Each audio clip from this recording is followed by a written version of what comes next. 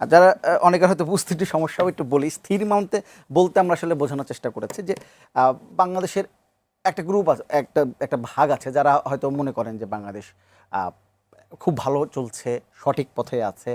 আহ, বাংলাদেশে এই মুহূর্তে বলার মতো তেমন সংকট নেই, যে সংকটগুলো আছে এটা সবসময় থাকে, আলোচনার মাধ্যমে সমাধান সম্ভব, এবং অর্থনৈতিক থেকে রাজনৈতিক সব কিছুই মোটামুটি স্বাভাবিকভাবেই যাচ্ছে। এই যেমন প্রধানমন্ত্রীর মালয়েশিয়া এবং চীন সফর, এটি নিয়ে সংসদে কিন্তু একটা প্রস্তাব পাশ করা হলো, যেটি এই সফরটি অভূতপূর্ব সাফল্য অর্জিত হয়েছে। সব কিছু মিলে বেশ ভালো চলছে বাংলাদেশ, অর্থাৎ বেশ স্থির আছে। ঠিক অন্য আরেকটি গ্রুপের মানুষও কিন্তু পাওয়া যাবে, তাদের ধারণা কিন্তু ঠিক উল্টো। তারা আইন শৃঙ্খলা বলেন নিয়ে চিন্তিত, তারা রাজনৈতিক যে অবস্থা সেটা নিয়ে চিন্তিত, তারা সীমান্তে যেটা হচ্ছে সেটা নিয়ে চিন্তিত, যারা এমনকি এই যে চীন, আমেরিকা, ভারত এদের সাথে একটা সম্পর্কের ভারসাম্য রক্ষা সেটা নিয়েও চিন্তিত। সব কিছুই মিলে আমাদের জানারও বিষয় আছে, বাংলাদেশে কি স্থির নাকি অস্থির। দুজন আলোচক আছেন এই বিষয়টি নিয়ে কথা বলার জন্য, আমরা পরিচিত হয়নি। আমার সঙ্গে আছেন সিনিয়র সাংবাদিক মাসুদ কামাল এবং আছেন রাজনৈতিক বিশ্লেষক অ্যাডভোকেট আবু হেনা রাজ্জাকি। দুজনকে স্বাগত আমাদের অনুষ্ঠানে। বিভিন্ন বিষয় নিয়ে আলোচনার মাধ্যমে সব জানার চেষ্টা করবো বাংলাদেশ কোন অবস্থায় আছে। আমি একটু মাসুদ কামাল আপনাকে দিয়ে শুরু করি, একটু সংসদ নিয়ে আলোচনা করতে চাই। আমার সাধারণ মানুষের সাথে আলোচনা করি, কিন্তু এইখানে আমি যখন টকশো করি, নানা যে গেস্ট আসেন তাদের সাথে কথা বলি, অনেকেই বলার চেষ্টা করছেন যে সংসদে হচ্ছে, আমি যদি দুটি অধিবেশনই ধরি, যে সেখানে তারা বলছেন যে বাংলাদেশের জন্য যেটা জরুরি, খুব গুরুত্বপূর্ণ, মানুষের জন্য গুরুত্বপূর্ণ, সেই সব আলোচনা খুবই কম হয়। সেগুলো বাদ দিয়ে অন্যান্য আলোচনা অনেক বেশি সেখানে হয়, মানে সংসদ তাদের প্রত্যাশা পূরণ করতে পারছে না, তাই কি? এটা হতে পারে। এটা এক ধরনের আমার মনে হয় যে মানে অতি সরলীকৃত একটা সিদ্ধান্ত। সংসদে যেগুলো হচ্ছে, শুনেন, সংসদে কি হলে আমরা খুশি হব, এটা যদি আমাকেই জিজ্ঞাসা করেন, আমি যেটা বলবো সেটা হয়তো কালকে আবার আমি অস্বীকার করবো যে না, এটা না, আরও কিছু চাই। মানে সংসদে আমরা আসলে কী চাই আমরা জানি না। দেখেন, একটা কথা ভাবেন আপনি, 2014 পর থেকে 2024 পর্যন্ত 10 বছরে যে সংসদ আমাদের ছিল, সেটা কি সংসদ ছিল আদৌ? কোনো একটা সরকারি দল ছিল, তার ধামা ধরা একটা বিরোধী দল ছিল। আসলে সংসদে যে একটা বাহাস হয়, সংসদে একটা বিতর্ক হয়, সংসদে যে মানুষের নানা ইস্যুজ নিয়ে কথাবার্তা হয়, এটি তো আমরা প্রায় বলতে গেলে ভুলে গেছিলাম। তো তার মধ্যে এটা যেটা আসছে, যতই আমরা বলি না কেন যে এটা আসলে লোক দেখানো, বিরোধিতা করে, তলে তলে সবই ঠিক, এই ধরনের নানা কথা বলা হয়। এই কথাগুলোও যে একদমই ভিত্তিহীন, একদমই কোনো মানে এটা কোনো মানে কিছুই নাই বাস্তবের পেছনে, তাও আমি বলি না। আছে, অনেক কিছু আছে। বিএনপি এবং জামাতে ইসলাম তো আসলে খুব একটু যোজন যোজন দূরত্ব না, তারা তো একসঙ্গে ঘর সংসার করার লোক, তাই না? কাজেই মিল মহব্বত তো আছেই কিছুটা, এবং বাইরে তারা সেটা দেখায়ও, ভিতরেও দেখায়, বাইরে বা কখনো বাইরে দেখায়, কখনো ভিতরে দেখায়, সবই আছে। তারপরেও এখানে কিন্তু কিছু আলাপ আলোচনা হয়। আমরা তো এই সংসদ অধিবেশনের বিভিন্ন কথাবার্তাগুলো, এগুলো তো আমরা টেলিভিশনের পর্দায় দেখতেছি, টিভিতে যেটা দেখি, যে কথাবার্তা শুনি আমরা, এগুলো যে একেবারে হাস্যকর, একেবারেই ফালতু, তা কিন্তু না। কিছু কিছু বিষয় হয়তো সংসদে আলোচনা না হলে ভালো হতো, এটা স্পিকার যিনি আছেন উনিও বলেন মাঝে মাঝে। সেগুলো তো মনে করেন এই সংসদের, আমার তো মনে হয় যে একটা বড় অংশ, প্রায় 70% মতো তো যারা আছেন তারা তো নতুন, তারা সংসদের রীতিনীতির অনেক কিছু হয়তো অতটা অবহিত নন, অথবা জানেন না, প্রথম প্রথম আসছেন, ভুলভ্রান্তি হচ্ছে, হয়তো এক সময় ঠিকও হয়ে যাবে। কিন্তু তার উপরে আমি কিন্তু এই সংসদ নিয়ে খুব একটা আনহ্যাপি না। আচ্ছা, আমি পার্সোনালি খুব একটা আনহ্যাপি না। আমার কাছে মনে হয়েছে যে এরা আলাপ আলোচনা করছে, করুক না। অনেক সময় ছেলে মানুষের ঘটনা ঘটছে, বাজেট কি হবে না হবে, এটা দেখলাম যে আমির হামজা বাজেট নিয়ে একটা মন্তব্য করলেন, বললেন যে 5-6 হাজার কোটি হলে ভালো হতো। এখন তো উনি তো বললেন এভাবে, উনি হয়তো জানেন না, উনি হয়তো বাজেটটাই বুঝেন না, তারপরেও তো জনগণ তাকে ভোট দিয়ে পাঠাইছে, তাই না? জনগণের রায়কে তো আর আপনি অবমূল্যায়ন করতে পারবেন না। তারা হয়তো আগামী বাজেটে দেখবেন এই লোকে হয়তো অনেক অন্যরকম কথাবার্তা বলবে। কাজে আমার কথা হলো কি, শিখুক না, অসুবিধাটা কী আছে? আর এমন কিছু তো আমাদের সংসদের অনেক কিছুই তো এখন পর্যন্ত মনে করেন খুব একটা, প্রথম অধিবেশন তো গেল আপনার ওই আগের সরকারের ওগুলিকে রিকগনিশন করতে করতেই, এখন এসে নিয়ে বাজেট নিয়ে আলোচনা হচ্ছে। বাজেট আলোচনায় খুব মানে আপনার একদম টু দ্য পয়েন্ট আলোচনা কে করছে বলেন? আমি তো দেখি যে বাজেট নিয়ে টু দ্য পয়েন্টে আলোচনা করতে গেলে একমাত্র আমার কাছে মনে হচ্ছে যেটা, এই যে ওদেরই এক সংসদ সদস্য রেজা কিবরিয়া, উনি কিছু কথাবার্তা বলছেন যেটা আমার কাছে ভালো লাগছে, যে উনি অর্থনীতি নিয়ে কথা বলছেন। বাজেট তো একটা অর্থনৈতিক বিষয়, তাই না? তো সেগুলো না হলে বাকি যা আছে, অনেকে বাজেট বক্তৃতা দিতে যায় নিয়ে নিজের এলাকার কথা বলতেছেন, তো এগুলো তো বলেও আবার অনেক সময় সুযোগ নিয়ে বলে। তো সব মিলে আমার কাছে যে একদম হতাশ হয়ে যাবো এখনই তা না, হয়তো আরও অনেক প্রত্যাশা ছিল, আরও অনেক প্রত্যাশা আমরা এখনও করে আগামীতে হয়তো তারা দেখতে পাবো। অ্যাডভোকেট আবু দেখি নাদার না। থেকে আপনার এই বিষয়ে আপনার মন্তব্য সংসদ দিয়ে কেমন? না, সংসদ নিয়ে আপনি বলবেন কি, মানে বলার আছে কি? আপনি যদি সংসদের প্রথম অধিবেশনটা দেখেন, প্রথম অধিবেশনটা শেষ হয়ে গেল। প্রথম অধিবেশনে আমাদের অর্জন ছিল স্বাধীনতার পক্ষ শক্তি, বিপক্ষ শক্তি, মুক্তিযুদ্ধের পক্ষের আলাপ, বিপক্ষের আলাপ, গুপ্ত সুপ্ত এই সমস্ত আলাপ। এবং মানে আলাপগুলো এরকম হয়, বিশেষ করে আমি দেখলাম যে 5ই আগস্টে শেখ হাসিনা চলে যাওয়ার পর আমাদের আলোচনাগুলো এরকম হয় যে শেখ হাসিনা চলে গেছে মানেই বোধহয় মুক্তিযুদ্ধটা চলে গেছে, এরকম একটা বিষয়। তা নইলে মুক্তিযুদ্ধের পক্ষের শক্তি হিসাবে শেখ হাসিনা যে বয়ানটা যেভাবে দিতেছিল দীর্ঘ 16 বছর যদি ধরি, তার দিতে হয়েছিল কেন? মুক্তিযুদ্ধের পক্ষের শক্তি, পক্ষের শক্তি এটা বলতে বলতে বিপক্ষের শক্তি চলমান 55 বছর যাবতীয় এই দেশে আছে, এই বিপক্ষের শক্তি আছে। এবং এই বিপক্ষের শক্তি, মাসুদ কামাল যে কথাটা বলল যে এই বিপক্ষের শক্তি, এই মুহূর্তে বিপক্ষের শক্তি জামাত, যে জামাতকে নিয়ে বিএনপির তো যথেষ্ট দহরম মহরম অন্তরঙ্গতা ছিল এবং মন্ত্রী পর্যন্ত হয়েছিল। আবার যদি আওয়ামী লীগের দিকে তাকান, এরশাদের বিরুদ্ধে যখন আন্দোলন করে তখন কিন্তু এই স্বাধীনতা বিরোধী শক্তি আওয়ামী লীগ এবং বিএনপি সবাই মিলে আন্দোলন করেছে। আমার বক্তব্য একটাই, যে এই মুক্তিযুদ্ধের বিরোধী শক্তি যেটা, আপনি যত কিছুকেই কাজে লাগান না কেন, মুক্তিযুদ্ধের বিরোধী শক্তিটা তো আপনারা ভাই কাজে লাগাইতে পারেন না। যখন আপনাদের প্রয়োজন হয় তখন আপনারা ঘ্রাণ পান, প্রয়োজন না হইলে গন্ধ পান। আর এই বয়ানটাই বা কিসের? 55 বছর যাবত আমরা এই ডিসপিউট দূর করতে পারলাম না কেন? এখন বললে হয়তো কেউ বলবে যে যেমন একই দেশে কয়দিনের ব্যবধানে বিচার হইল, আর তাতে আইসিটি কোর্টে কিছু লোকের মৃত্যুদণ্ড হয়ে গেল, আবার তাদেরই একজন খালাস পেয়ে গেল এই 5ই আগস্টের পরে। আমি কিন্তু বিষয়টা হচ্ছে যে তাহলে এই অল্প সময়ের মধ্যে ব্যবধানটা কি হলো? এই সমস্ত জিনিস যদি আপনি চিন্তা করেন, তাতে মনে হয় যে আমাদের দেশের সব কিছু নিয়ন্ত্রণ হয় সরকার দ্বারা। কেন বলছি? এই যে সংসদে প্রথম অধিবেশন বললাম এইটা, আর দ্বিতীয় অধিবেশনে কি আলাপ হয়েছে আপনি শুনবেন। ওভেন, ওয়াশিং মেশিন, পর্দা ইত্যাদি লাগবে। হ্যাঁ, যারা গেছেন পার্লামেন্টে তারা নতুন, নাও বুঝতে পারেন, কোনো সন্দেহ নাই। কিন্তু এটাকে যখন সরকারি পক্ষ থেকে অতিমাত্রায় স্যাটার না কইরা তারা বলতে পারতো, যারা খুব অভিজ্ঞ পার্লামেন্টারিয়ান, যারা নাকি নিজের দলের অস্তিত্ব বিলীন কইরা কোনো দলের পিছে ঘুরে ঘুরে এমপি হয়, তো তারা আবার খুব স্যাটায়ার করে বলতেছে আমি একটা মেশিন কিনে দিব, স্বরাষ্ট্রমন্ত্রী বললো আপনি একটা মাইক্রোওভেন কিনে দিবেন, এইভাবে সলভ করুন। এটা কি তামাশার জায়গা নাকি? আমি ধরে নিলাম মাসুদ কামাল বোঝে না পার্লামেন্টে, আমি বুঝি। আমি বুঝলে আপনাতে এই ইগো অ্যান্ড স্যাটায়ার করার টেন্ডেন্সিটা কেন? আপনার কি কারণটা কি?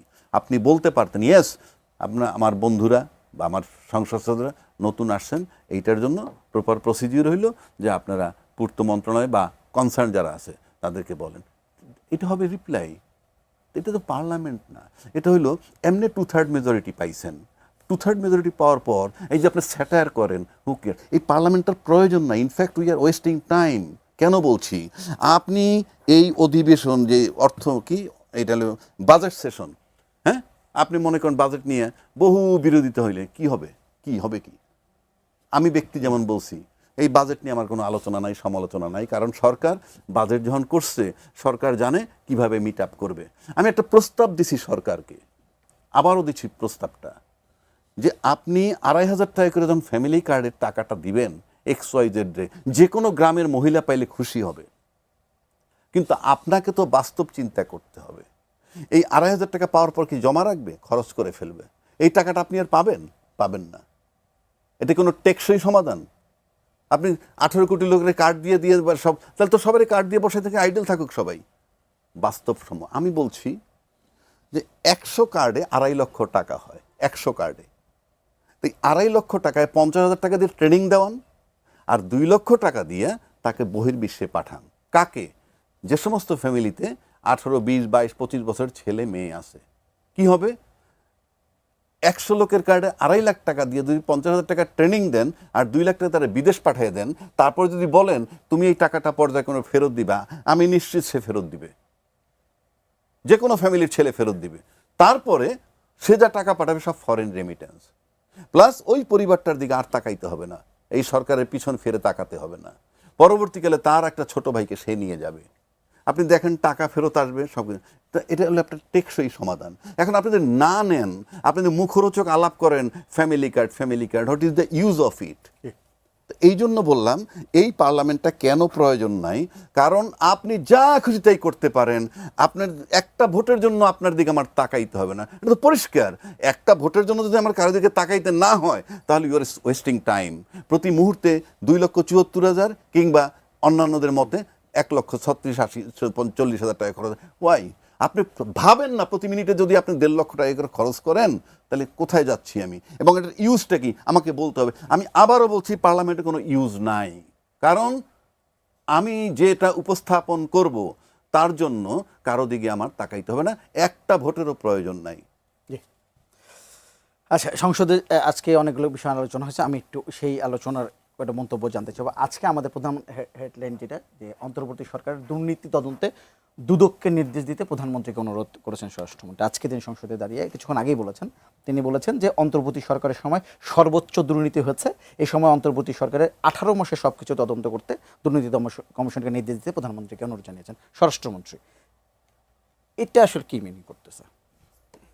নির্দেশ দিবে, ধরেন দিল, দুদক এর কমিশন আছে কোনো? দুদকের কোনো কমিশন এখন আছে এই মুহূর্তে? দুদকের চেয়ারম্যান কে? চেয়ারম্যান তো নাই। দুদকের কমিশনার কে? কেউ আছে? কেউ তো নাই। নির্দেশটা পালন করবে কে? ওই দুদক, এই যে কমিশনের যে অধ্যাদেশ, সেটা তো আপনি পাশ করেন নাই, তাহলে পালনটা করবে কে? দুর্নীতি দমন কমিশন পাশ করছেন। শুনেন, এগুলি না শুনতে ভাল লাগে, বাট এর তো কোনো কার্যকারিতা নাই। দুদক অধ্যাদেশটা যেটা ছিল অন্তর্বর্তীকালীন সরকার, অন্তর্বর্তীকালীন সরকার অনেক খারাপ কাজ করছে, 2-1টা তো কাজ মোটামুটি ভালোই ছিল। দুদক আপনি কী কারণে অধ্যাদেশ বাতিল করে দিলেন? যে এটা হলো গিয়া যে বলতেছেন না আমরা আরো নতুন করে ভালো করে বানাবো। আচ্ছা, পোক্ত করে বানান, আপনি বানান পোক্ত করে। বিচার বিভাগটা আরো পোক্ত করবেন, অনেক ভুল আছে, অনেক খামতি আছে, আরো ভালো করব, এটা বাদ। বিচার বিভাগ পৃথিবীর কারণে তো কাজ শুরু হয়ে গেছিল রে ভাই, এবং আলাদা বিচার বিভাগের সচিবালয় শুরু হয়ে গেছিল, তো ওটাতে আপনি বাদ দিয়ে দিলেন। তো বাদ দেওয়ার বদলে কোর্টটা এখন চালু থাকলো আওয়ামী লীগেরটা। তার মানে আপনি আওয়ামী লীগেরটাকে বেটার বলতেছেন। আওয়ামী লীগেরটা কি এটা বেটার ছিল? আপনি এটাকে বাস্তবায়ন করেন, যেহেতু এটা কাজটা শুরু হয়ে গেছে, বাস্তবায়ন করতেন, করে তারপরে আপনি এটাকে একবার চেঞ্জ করতেন, কোনো প্রবলেম তো ছিল না। এটা যদি যেমনি আসে আপনি খালি অধ্যাদেশে যদি বাস্তবায়ন করতেন, রেটিফাই করতেন, তাহলে অটোমেটিক্যালি চলতে থাকতো। পরে আপনি এটা আবার চেঞ্জ করতেন, চেঞ্জ করে আরও বেটার কিছু করতেন। কিন্তু আপনি এটা পূর্ণাঙ্গ বেটার হয় নাই, অতএব আমরা আবার কেচে গুন্ডুস করবো, আবার প্রথম থেকে শুরু করব। এটা কোনো কাজের কাজ হয়েছে? দুদকের ব্যাপারটা আপনি দেখেন, দুদকের জন্য তো দুদক কীভাবে আপনি গঠন করবেন? ইলেকশন কমিশন গঠন করছেন আগের নিয়মে, এবং আগের নিয়মে গঠিত ইলেকশন কমিশন তো সামনে স্থানীয় সরকার নির্বাচন করবে। তাহলে আপনার ওটা করে লাভটা কী হলো? সংস্কার করে লাভটা কী হলো? নির্বাচন ব্যবস্থা সংস্কার করে লাভটা কী হলো? আপনি এখানে যতগুলি কাজ সংস্কার, সব সংস্কার যে আপনি একদম হাওয়ায় উড়াই দিবেন তা তো না। অনেকগুলো না আপত্তি আসছিল, অনেক প্রক্রিয়া না আপত্তি ছিল, কিন্তু কিছু কিছু ভালো কাজ তো সেখানে হয়েছে রে ভাই। তো সেগুলো যেগুলি ভালো হয়েছে ওগুলো আপনি নেন। আপনি 31 দফা, আপনি 31 দফা তো আপনার কাজ করতেছে না। আপনি যে 31 দফাটা করছেন বিএনপির, 31 দফার কি সবগুলো কার্যকর হয়েছে? কবে হবে? 4র্থ বছরে যে করবেন। আপনি এখনই করছেন না কেন? দুদক কেন আপনি আগের মতো ওই সার্চ কমিটি করতেছেন? তো এই দুদকের মধ্যে আপনি স্বরাষ্ট্রমন্ত্র বলে, এই বলার মূল্য কি? এটা কি সরকারের নতুন কোনো অবস্থান কিনা? আমি জানি না কি বলতে, মানে একবার যে যার যা মনে হয় সে তা বলে, আমার ধারণা আর কি। এদের মধ্যে কোনো যে কোঅর্ডিনেশন থাকা যেটা আছে বলে আমার কাছে মনে হয় না রে ভাই। একজন লোক দেখেন, এর মধ্যে আপনি দেখছেন যে তারা এখন অন্তর্বর্তীকালীন সরকারে যদি কেউ দুর্নীতি করে থাকে এটা মামলা করার জন্য দুদককে বলতে হচ্ছে কেন? একজন লোক তো হাইকোর্টে একটা নিয়ে গেছিল, আবেদন নিয়ে গেছিল না, ওটা তো আপনি গ্রহণই করলেন না। কেন গ্রহণ করলেন না কেন? টিকার সময় তো টিকার ওই ঘটনা এখন হঠাৎ করে জানা গেল যে আপনার ধর্ম উপদেষ্টা উনি 82 লাখ টাকা খরচ করছেন। আরে ভাই, এত এত লোকগুলি যে প্রায় 700-800 লোক মারা গেল, ওইটার চেয়ে কি এই 82 লাখ টাকা বেশি ইম্পর্টেন্ট হয়ে গেল? তখন তো বললেন না, এখন বলতেছেন কেন? ঠিক আছে, আপনারা দেখেন যারা যারা খরচ করে, দেখলাম সালেউদ্দিন আহমেদ সাহেব, মানে কিছু লোক কেন খুব ভালো মনে করতাম, দেখি তারাও মোটামুটি আজান দিয়ে খরচ করছে গভর্নমেন্টের টাকা, সরকারি মাল। আমি মন্ত্রী হয়েছি, অতএব আমি এটা পাই। আরে ভাই, আপনি তো পান, আপনি তো মন্ত্রী, আপনি উপদেষ্টা তো ভাই, আপনি একটা অন্তর্বর্তীকালীন সময় আসছেন, আপনি উপদেষ্টা না হলে আপনি আপনার ট্রিটমেন্ট আপনার নিজের ট্রিটমেন্ট নিজে করতেন না? করতেন তো এটা করতে গেলেন কেন? এটা আপনার একটু লাজ লজ্জাও নাই? আপনি গরিব, গরিব আপনি। সালাউদ্দিন সাহেব কি গরিব নাকি? দরকারটা কি তার এগুলো করার? তো এইগুলি উপদেষ্টা সালাউদ্দিন সাহেবের কথা। হ্যাঁ, আমি ওর কথাই বলতেছি। তারপরে মানে উনিও করছে প্রায় 81 লাখ টাকা খরচ। আর নূরজাহান বেগম ওটা তখন আসেই নাই, ওনার তো আসলে ক্যান্সারের চিকিৎসা, ওটা তো আরও এক্সপেন্সিভ। ওটা কত টাকা এখনও মানে জানা যায় নাই। প্রত্যেকটা শুনেন, অন্তর্বর্তীকালীন সরকারের যারা উপদেষ্টা ছিল, যারা এই যে আপনার বিভিন্ন রকম পাওয়ারফুল লোক যারা ছিল আর কি, দাপটের সঙ্গে ঘুরে বেড়াইতো দেশের বিদেশের যারা ছিল, এদের প্রত্যেকটা লোকের কর্মকাণ্ড এগুলি তদন্ত করা উচিত।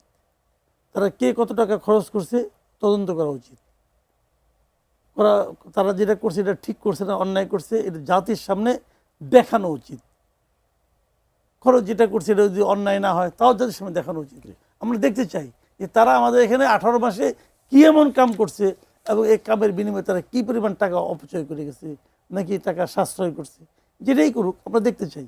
জি, আপনার কাছে একই প্রশ্ন আসলে, যে এই অন্তর্বর্তীকালীন সরকারের দুর্নীতি তদন্তে দুদককে নির্দেশ দিতে স্বরাষ্ট্রমন্ত্রীর যে অনুরোধ, এটা কি বিএনপির নতুন কোনো অবস্থান কিনা?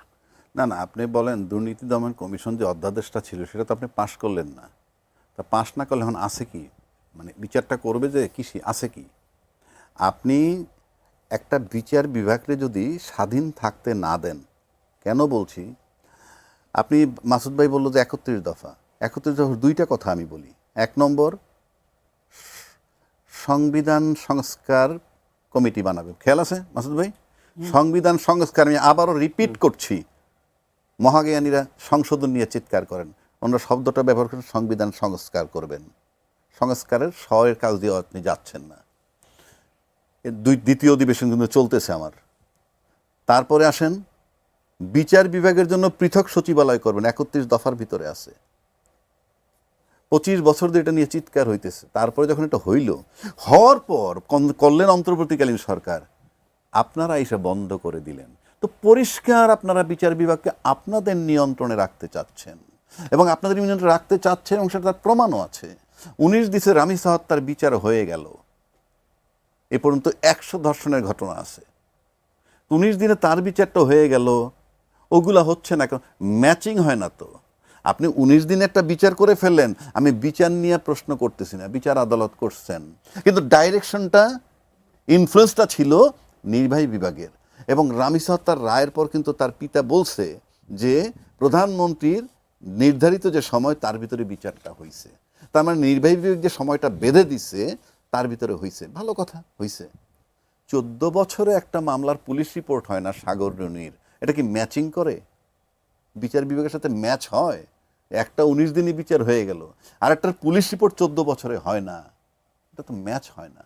এখন আসেন, দুর্নীতি দমন কমিশনের কাছে ডাইরেকশন দিতে বলছেন কোন সরকার? এই যে অন্তর্বর্তীকালীন সরকার। আলহামদুলিল্লাহ, করেন, কোনো দুর্নীতিতে আমরা ছাড় দিতে রাজি না, কিন্তু ক্যাটাগরিক্যালি আপনি এই অন্তর্বর্তীকালীন সরকার, আমরা তো সেই 16 বছরের দুর্নীতির ইতিহাস আছে, 16 বছরের দুর্নীতি, ওটার তো বিচার হচ্ছে, ওটার বিচার হচ্ছে, অনেক হচ্ছেও না। কি বিচার হচ্ছে আপনি বলেন না? 19 দিনে রামিস হত্যার বিচার হয়ে গেল। বাংলাদেশটা কোথায় গেছে জানেন? ভেরি সিম্পল, আপনি ব্যাংক লুট হয়েছে, কই পুলিশ রিপোর্ট, কই তাড়াতাড়ি যা কিছু হওয়ার হবে। আচ্ছা, তারপর আপনার ধর্ষণ, আপনার বিচার হচ্ছে কোনটা? হেলমেটের জন্য কিন্তু পুলিশ ধরছে, আমি ধরাটা অপরাধ ধরতেছি না।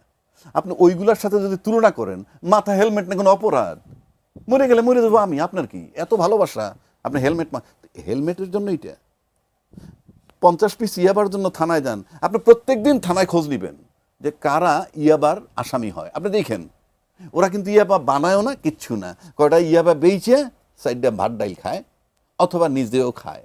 আসলে কোত্থেকে আনে কারা? অবশ্যই বাংলাদেশে তারা রাঘব বোয়াল, তাদের ফরমার এমপির নাম আছে। আজকে গয়েশ্বর রায় সাহেব বলছেন যে স্বরাষ্ট্রমন্ত্রীর এলাকা দিয়ে এইগুলি ঢোকে। তো ভেরি স্যাড।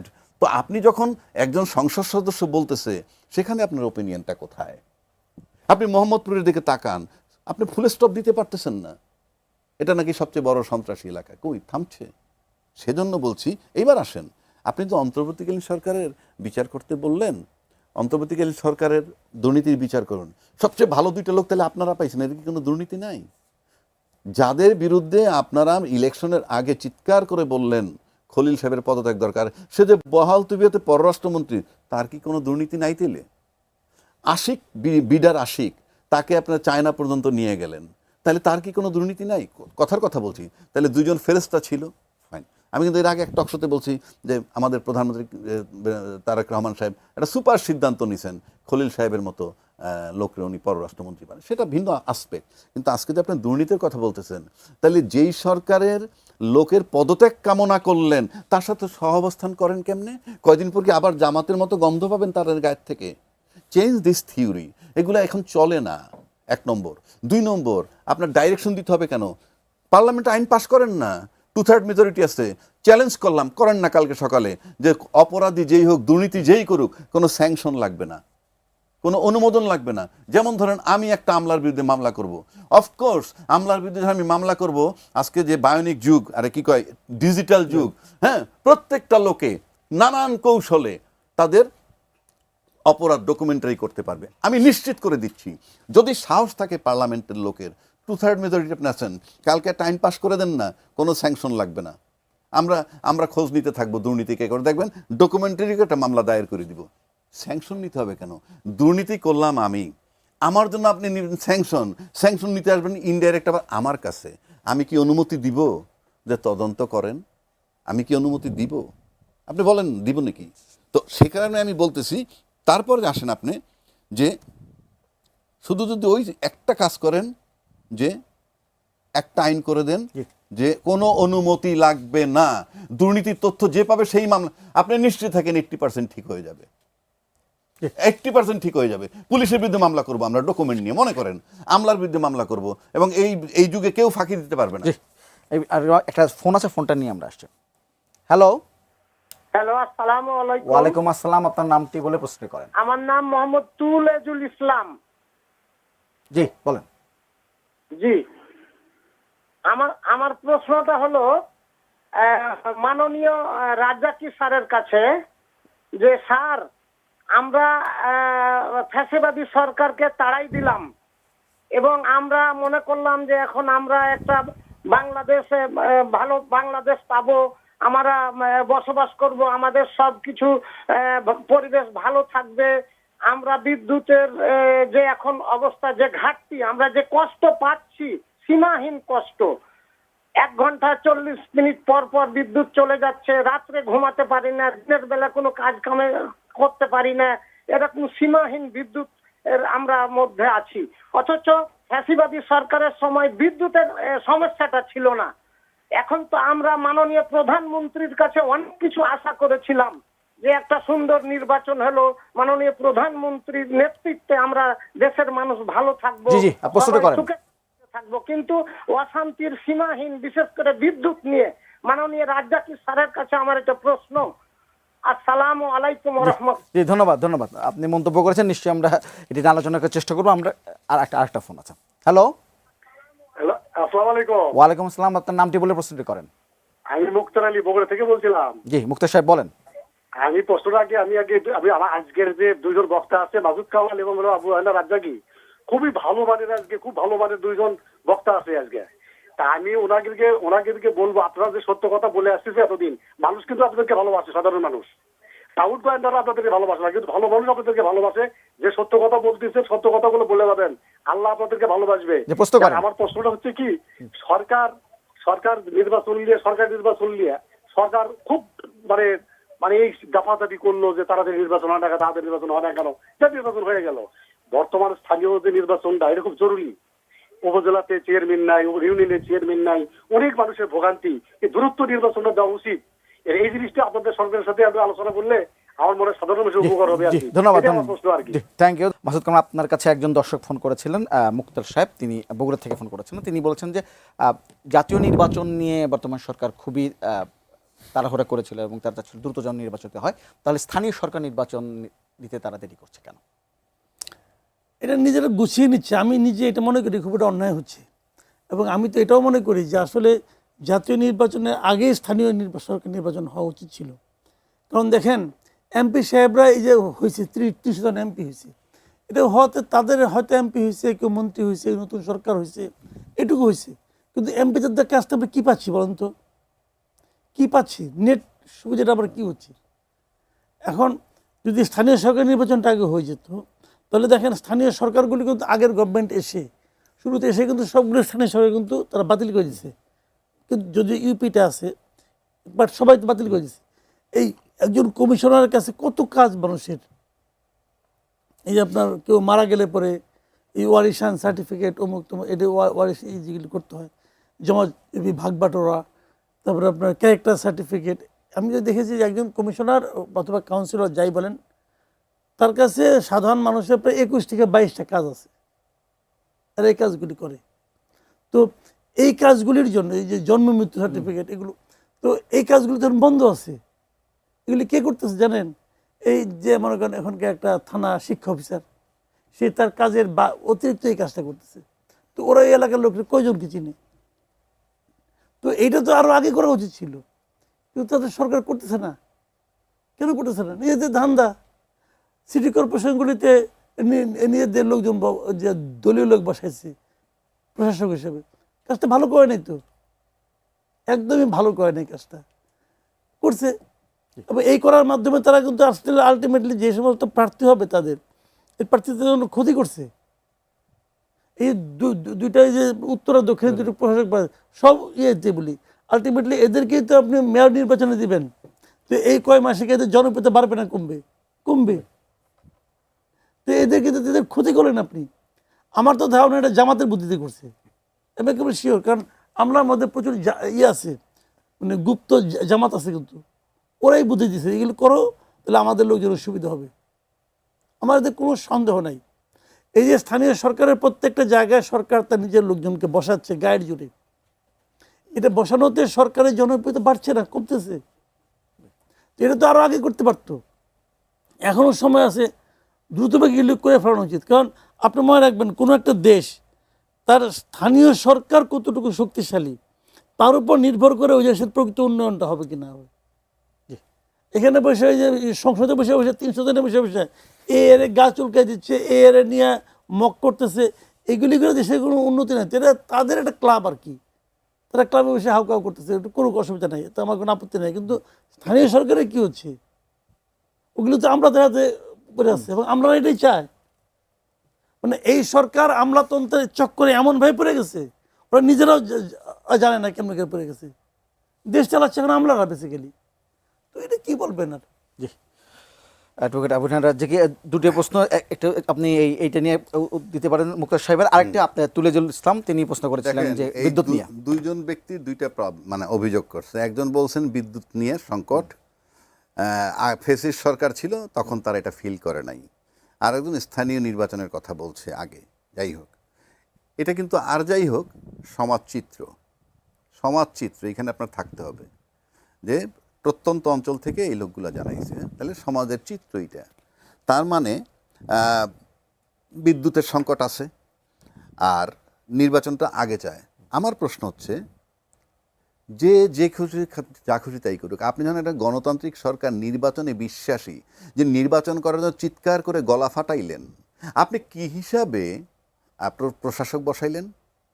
কেন আপনি প্রশাসক বসাবেন কেন? কেউ কেউ বলে যে অন্তর্বর্তীকালীন সরকারের সময় আমরা সাধারণত দেখছি প্রশাসক বসায় আমলা থেকে, কিন্তু আপনি পলিটিক্যাল লোক বসাইছেন। আপনি তো নির্বাচন না করে পলিটিক্যাল লোক বসাইতে পারেন না। আমার ব্যক্তিগত ওপিনিয়ন, আপনি পলিটিক্যাল লোক বসাবেন কেন? আপনি কি পলিটিক্যাল লোককে প্রোভাইড করলেন কেন? আপনি যদি আমলাও বসাইতেন, সেই আমলা যদি জামাতপন্থী হইতো কিংবা আওয়ামীপন্থী হইতো, কথার কথা তারা জানতো ক্ষমতায় আছে বিএনপি, সুতরাং ঘাড় ঘুরানো যাবে না ডাইনে বায়ে। একটা খোরা অজুহাত দিলেন আপনি প্রশাসন বসাই দিলেন, একেবারে শুধু যে পৌরসভা বা মেয়র তা না, জেলা পর্যায় পর্যন্ত, জেলা পরিষদের চেয়ারম্যান। আপনি গণতান্ত্রিক লোক, আপনার গণতন্ত্রে বিশ্বাস করেন না, নাম্বার ওয়ান, অথবা আপনার কনফিডেন্সের অভাব। বিকজ আপনি পার্লামেন্ট নির্বাচনে কি হয়েছে আমরা জানি না, বাট অনেক মেকানিজমের কথা আমরা শুনি। সেই মেকানিজমটাকে যদি আপনারা মনে করেন, তাতে যদি আতঙ্কিত হয়ে থাকেন, আজকে 4 মাস হয়ে গেল আপনার প্রশাসক বসাইলেন কেন? এক ভাই বললেন আমাকে যে আমাদেরকে খুব ভালোবাসেন। ইয়েস, যারা আমাদেরকে ভালোবাসে, আপনি মনে রাখবেন, সাধারণ লোকেরা যাকে ভালোবাসে সে সরকারের কাছে অপ্রিয় ব্যক্তি হয়। আবার সরকারের কাছে যিনি প্রিয় ব্যক্তি হন, সাধারণের কাছে তিনি অপ্রিয় ব্যক্তি হন। সুতরাং সরকারে যারা যারা যাবেন তারা অপ্রিয় হবেন, এই কারণে কথা দিয়ে কথা রাখেন না। নির্বাচনের আগে সমস্ত প্রতিশ্রুতি আপনারা ভঙ্গ করেছেন। গণভোটের কথা বলছেন, জুলাই সনদের কথা বলছেন, এখন আপনি বলতেছেন এই আইনে নাই, সেই আইনে নাই। আপনি বলার সময় হিসাব করেন, আপনি তো দেশটা চালাবেন। এইবার আসেন জামাতের বুদ্ধিতে। মাসুদ ভাই একটা কথা বলছে, জামাতের বুদ্ধিতে। আবার কেউ কেউ বলে গুপ্ত জামাত অনেক আছে বিএনপির মধ্যে। সেদিন দায়িত্বশীল একজন লোক, নাম বলতে চাই না কারণ সবাই জানে এগুলা, জামাতের বিএনপির মধ্যে অনেক গুপ্ত আছে জামাত। তা আপনি তো আপনার গুপ্ত জামাত চেনেন না, জাস্ট কুইট দ্য পজিশন, আপনি ছেড়ে দেন না ক্ষমতা। আপনার দলের মধ্যে গুপ্ত আছে, আপনি বলতেছেন don't use this vague term. তাহলে আপনি গুপ্ত লালন পালন করছেন না, আপনি বুঝেন না, ভেগ টার্ম দিয়ে নিজের চামড়া বাঁচান। গুপ্ত খুঁজে বের করেন, না পারলে কুইট করেন। আবার জামাতের বুদ্ধিতে যদি প্রশাসক নিয়োগ করে থাকেন, তাহলে আপনার ক্ষমতায় থাকার দরকারটা কি? আপনি তো বোঝেন না তাইলে, যদি এই হয়। So this is the scenery of the country. আপনি সিম্পল আসেন যে এই যে যাদেরকে বিনা প্রতিদ্বন্দ্বিতায় মানে নির্বাচন ছাড়া বসাইছে শুধু মাঠ বানানোর জন্য, কিন্তু যে প্রক্রিয়া চলছে দেশ এবং তারা যা করছেন, তাতে আমার কাছে মনে হয় তারা প্রতিদিন পপুলারিটি হারাবেন, যেটা মাসুদ ভাই বললেন। কারণ আপনার তো অ্যাকশন দেখতে হবে। আপনি জানেন না যে একটা ওয়ারিশান সনদ নিতে রাফলি 10,000 টাকার নিচে কোথাও হয় না। এখন আপনি বলেন যে এটা কি, এটা তো একটা রাষ্ট্র তো রে ভাই, নাকি? তো এটা তো তামাশার জায়গা না। সেই জন্য আমি বলছি যে আপনারা এই মুক্তার আলী সাহেব এবং তুলেজুল ইসলাম সাহেব যেটা বলছেন, একেবারে আমি মনে করি তারা সমাজচিত্র। এটা থেকে সরকারের দায়িত্ব নিতে হবে। আর যদি সরকার মনে করেন, ইনফ্যাক্ট আমার কাছে মনে হচ্ছে যে নির্বাচন করছিল কেন, আমি বলি আপনাকে, তারা মনে করছিলেন যে নির্বাচনটা হয়ে গেলেই বোধহয় আমরা এত পপুলার আপনারা তো পপুলার না। এটা হইলো আওয়ামী লীগ সরে গেছে বলে। আমি একদিন টকশোতে গেলাম, একজনে বলতেছে এখন দেশে আয়নাঘর নাই, এখন দেশে বিনা বিচার হত্যা নাই। Yes, correct. এটার ইমপ্রুভ তো আপনারা করেননি, ওরা চলে গেছে বলে এটা নাই। ওরা থাকলে তো 29 সাল পর্যন্ত চলমানই থাকতো। আচ্ছা, সংসদে একটি বক্তব্য এসছে, নতুন বক্তব্যই মনে হলো আমার কাছে। মাহবুবউদ্দিন খোকন, বিএনপি সংসদ সদস্য, তিনি, ব্যারিস্টার মাহবুবউদ্দিন খোকন, তিনি বলেছেন যে বর্তমানে যে দুর্নীতির প্রচুর টাকা, বিশেষ করে গত সরকারের আমলে পাচার হয়ে গেছে, সেই টাকাগুলো বাজারে আসছে না, কিংবা অন্য কোথাও ব্যবহার হয়ে যাচ্ছে, যে সরকার আনতে পারছে না, ফিরত আনতে পারবে না। তিনি বুদ্ধি দিয়েছেন যে 500 টাকা এবং 1000 টাকার নোট বাতিল করে দেওয়ার জন্য। যদি বাতিল করে দেওয়া হয়, যে টাকাগুলো ঘরে আছে সেই টাকাগুলো বাধ্য হয়ে তারা ব্যাংকের কাছে জমা দিতে আসবে, এবং সেই টাকার থেকে যাদের টাকা অবৈধ, তাদের টাকা থেকে 20% করে যদি কেটে নিয়ে সাদা করে দেওয়া যায়, তাহলে দেশের যে বাজেট ঘাটতি আছে সেটাও দূর করা সম্ভব হবে। এই বুদ্ধিটা কেমন লাগলো? শুনেন, কমন সেন্স একটা কথা আছে, বুঝছেন? কমন সেন্স খুব রেয়ার জিনিস, এটা খুব মানে একটা বড় গুণ। কমন সেন্স থাকাটা, ম্যাক্সিমাম মানুষের কমন সেন্স থাকে না। তো কমন সেন্সটা খুব প্রশংসিত একটা গুণ মানুষের। আমার মনে হয় ওনার কমন সেন্স ভালো, মাহবুবউদ্দিন খোকন সাহেবের।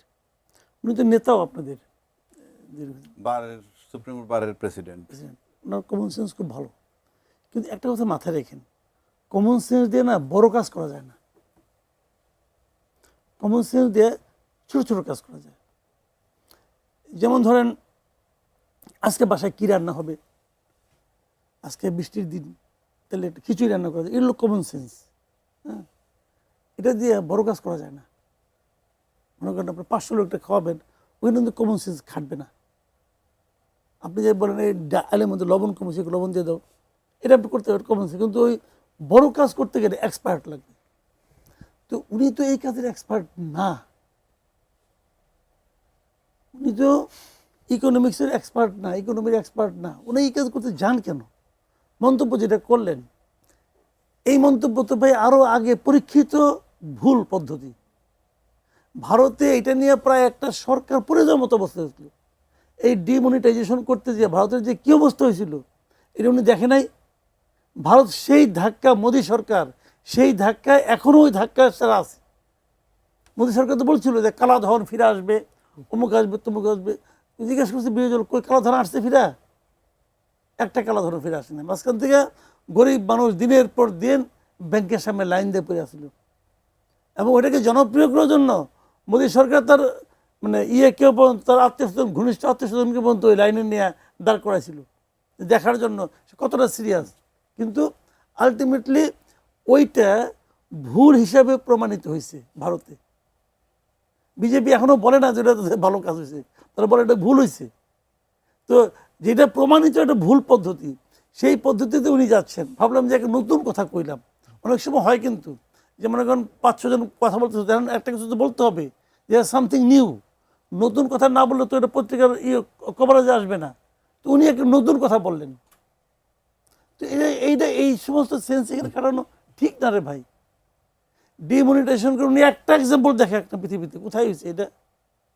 এই হলো কমন সেন্সের ব্যাপার, যে টাকাগুলো আমি সব নিয়ে আসবো। আপনি কেমনি নিয়ে আসবেন টাকা? আপনি কেমনে আনবেন? ঘরে টাকা আছে, যার ঘরে অনেক টাকা, মনে করেন যে লোক 1000 কোটি টাকার কায় কারবার করে, সে টাকা ঘরে রাখে? ঘরে রাখে তো ভাই মিডল ক্লাস। ঘরে রাখে হলো গিয়ে মহিলারা, জামার পকেট থেকে নিয়ে নিয়ে জমা এক জায়গায়। ওই টাকা আইনে আপনি অর্থনৈতিক মন্দা ঠিক করবেন, ওই টাকাতে আপনি মানে মানুষের কাছ থেকে ওগুলি নিয়ে আসবেন। অনেক লোক টাকা ভাঙাতে পারবে না। অনেক ঘটনা আছে ভাই, গ্রামে গ্রামে যাই দেখেন না, হয়তো হাজব্যান্ডের পকেট থেকে 5 টাকা 10 টাকা কিনে নিচ্ছে, 500 টাকা 100 টাকা কিনে নিচ্ছে, নিয়ে হয়তো তার মেয়ের কিছু একটা করে দিবে, অমুক করবে তমুক করবে, তাই না? ওটা সে হাজব্যান্ডকে দেখাইতেও পারে না। ওটা তোষকের নিচে এটা অচল হয়ে যাবে, সেটা তো বেরো করতে পারবে না। এটা খেয়াল করেন। তো এই বিষয়গুলো বোঝা উচিত। মানুষের মাথার মধ্যে যে এত কম বুদ্ধি থাকতে পারে। উনি আবার বড় উকিল তো। যেমন আজকাল মানুষ পকেটে টাকা রাখে না, কার্ড রাখে। বড় বড় লেনদেন কি টাকা দেওয়া হয় নাকি? 10,000 টাকা জিনিস মানুষ পকেট থেকে টাকা ব্যাগে রাখে না, আর কিনে না। আর উনি বলতেছে সব নোট নিয়ে আসলে তার কাজ হয়ে যাব। ভাই, যারা টাকা পয়সা যারা নাকি বিদেশে পাঠায়, এটা কি নোট দিয়ে পাঠায়? নোট দিয়ে পাঠায় নাকি? জি কি পাগল! জি, এই বিষয়ে যদি কেমন হয় যদি 500 টাকা না না, উনি যেটা বলছে শুনেন, মাহউদ্দিন খোকন আমার খুব প্রিয় একজন মানুষ, রেগুলার দেখা হয়। উনি হয়তো সরল বিশ্বাসে কথাটাকে বলছে। উনি এটাও বলছে যে সব টাকা যদি ব্যাংকে চলে আসে যাদের কাছে আছে, তাহলে তার উপরে একটা কর নিবে, কিছু ঘাটতি পূরণ হবে। যাদের টাকা ট্যাক্সে দেখানি না, হ্যাঁ, ট্যাক্সে দেখায়নি, মানে সরল বিশ্বাসে সরলীকরণ করছে। কিন্তু বাংলাদেশের মানুষের খাইচ্যতগুলো তো আমরা জানি, বা সরকারের খাইচ্যত জানি। আপনি কল্পনা করেন 1 লাখ, 2 লাখ, 5 লাখ এই যে টাকাগুলো যারা গ্রাহকরা সরল বিশ্বাসে রাখছিল, তাদের হাহাকারটা দেখতেছেন? কয়টা ব্যাংক যে মার্জার হইতেছে, টাকা পাচ্ছে না। হ্যাঁ, এই যে 1 লাখ, 2 লাখ, 5 লাখ করে যে লোকগুলা টাকা দেয়, সেই টাকাটা আপনি 1000 কোটি আপনি দিয়ে দিতেন একটা কর্পোরেটরে। কেন? এটা কি তাদের বাপ দাদার টাকা? যে টাকার রিকভারি নাই, যাইনে শুইনে আপনি দিচ্ছেন, ওই টাকা থেকে আবার রাজনীতিবিদরা বেনিফিট পাইয়া তারা ভাইস ভার্সা হয়ে যাচ্ছে। অর্থাৎ রাজনীতিবিদ, কর্পোরেট এবং আমলা তিনে মিলে খাচ্ছেন লুটে পুটে। এখন সরল বিশ্বাসে মানুষ টাকাগুলো নিয়ে আসবে। আপনি কি করবেন? যে এতদিনের মধ্যে যদি জমা না দাও আমরা ব্যান্ড করে দিব। দেওয়ার পর আপনি ব্যান্ড করলেন না, ধরবেন ট্যাক্স। কি সুন্দর লাভ! আপনি মাহবুদ্দিন সাহেব প্লিজ একবার খালি প্রশ্ন করেন সরকারকে, 15 লক্ষ থেকে 35 লক্ষ টাকা পর্যন্ত ব্যাংকের এমডির বেতনটা কেন? কোন গ্রহ থেকে সে লেখাপড়া কইরে আসছে? যে কোন গ্রহ থেকে কি লেখাপড়া কইরে আসছে যে এত লেখাপড়ার মানে করার পর 15 লক্ষ থেকে 35 লক্ষ টাকার বেতন নিয়ে টাকা লোন করার পর লোন রিকভার করতে পারে না, মানুষ সর্বস্ব হারায়, তারা রিটায়ার্ড করার পর বিদেশ পালায়, সেই এমডিগুলার একবার বিচার করেন, প্রশ্ন করেন 35 লক্ষ টাকা বেতন কেন, তার রাইটটা কি। 3 নম্বর আসেন, এই যে একটা সুন্দর কথা বললেন মাহমুদ্দিন খোকন সাহেব, যে কি যে এই যে বললাম যে ব্যাংকের হাহাকার, টাকা পাচ্ছে না যে ব্যাংকগুলায়, আপনি কেন যাবে মানুষ, আপনাকে তো বিশ্বাস করে না। ইন এডিশন কি হইতে পারে, আপনার এই বুদ্ধিতে মানুষ ডাইভার্ট হইতে পারে, কি যার বাসায় 500 কোটি টাকা আছে সেই লোকের বাসায় গেটের সামনে যাওয়ার রাইট কোনো পুলিশের নাই বাংলাদেশে, কোনো দুর্নীতি দমনের বিভাগের, কারণ তারা খুব ক্ষমতাধর এবং এত টাকা তাদের কাছেই থাকে যারা বিনা পারিশ্রমিকে লুটপাট করে পায়। তাদেরকে এমন একটা বুদ্ধি দিলেন, কালকে সকাল থেকে তারা ডলার কেনা শুরু করে, আপনার ডলারের ক্রাইসিস হবে। কাজেই চিন্তা করতে হবে যে আপনি কি বলতেছেন। এটা সেই দেশ না যেই দেশে ব্যাংকের টাকা পাচ্ছে না হাহাকার, সেইটার কথা বলেন না, পার্লামেন্টের দ্বারা কালকে কথা বলেন যে এই টাকাগুলা আবার আসেন। তারপরে কি হবে, এই যে কর্পোরেট যারা এই দেশে যে রাজস্বটা কালেকশন হবে, সেই রাজস্বটা লুটিপুটে খায় কারণ আমি শেষ করে দিচ্ছি, তারা কারা, তারা দেশের ডেভেলপমেন্ট ওয়ার্ক যখন করে তখন কন্ট্রাক্টর, লোকাল কন্ট্রাক্টর, ওই কর্পোরেটের লোকগুলা তারা কিন্তু বিলের নামে ওই রাজস্বের টাকাগুলো নিয়ে যাবে। ঘুরে ফিরে লিমিটেড লোকের জন্য আপনি সব করছেন। জি, আমরা আজ আলোচনা এখানে শেষ করতেছি, সময় শেষ। আপনাদের দুজনকে ধন্যবাদ। আমাদের